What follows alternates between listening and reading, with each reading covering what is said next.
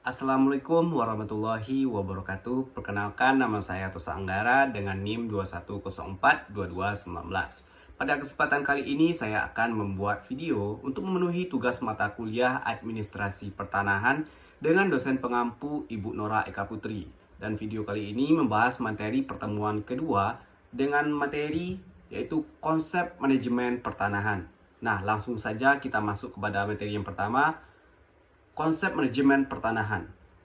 Konsep manajemen pertanahan merujuk pada serangkaian prinsip, strategi, dan praktik yang digunakan untuk mengelola dan mengatur berbagai aspek terkait dengan tanah dan sumber daya alam yang berada di atasnya. Tujuan utama dari konsep ini adalah untuk mencapai penggunaan tanah yang efisien, berkelanjutan, dan sesuai dengan berbagai kepentingan yang ada seperti pertanian, pemukiman, industri, konservasi, dan lain sebagainya. Kemudian yang pertama itu kepastian hukum. Menjamin bahwa kepemilikan tanah didaftarkan secara jelas dan sah, serta hak-hak terkait seperti hak guna usaha, hak sewa, dan hak waris tercatat dengan benar. Hal ini penting untuk menciptakan lingkungan investasi yang stabil dan menghindari sengketa kepemilikan tanah. Yang kedua, pendaftaran tanah. Proses resmi untuk mencatat kepemilikan dan hak-hak resmi atas tanah dalam sistem administrasi terorganisir.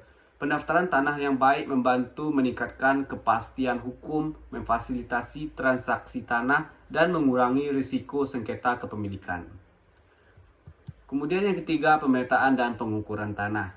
Melibatkan pembuatan peta yang akurat dan pengukuran tanah yang teliti untuk menetapkan batas-batas fisik dan hukum dari suatu lahan.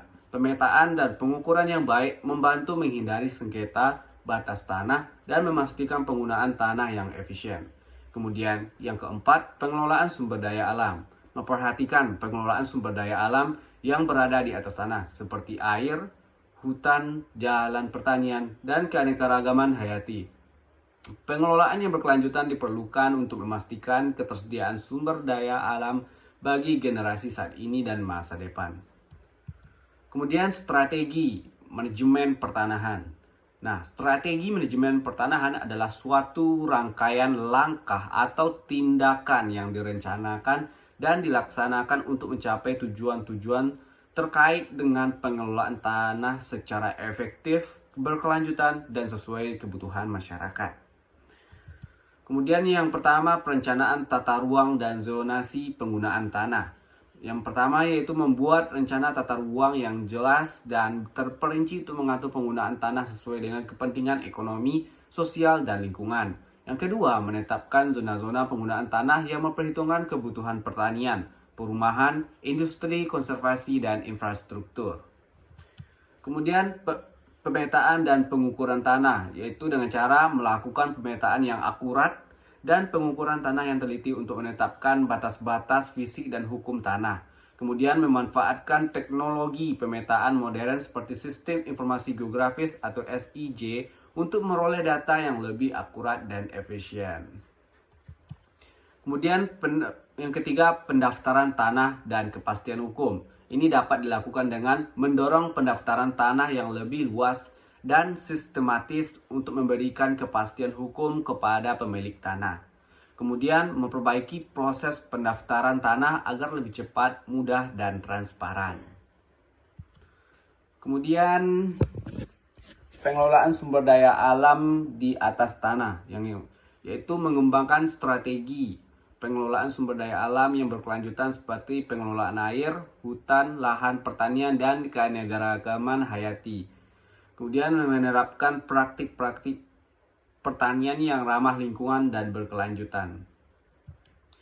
Yang kelima, penggunaan teknologi informasi dan komunikasi atau TIK, yaitu dengan cara memanfaatkan teknologi seperti SIG, basis data elektronik, dan aplikasi mobile untuk mempercepat proses administrasi pertanahan.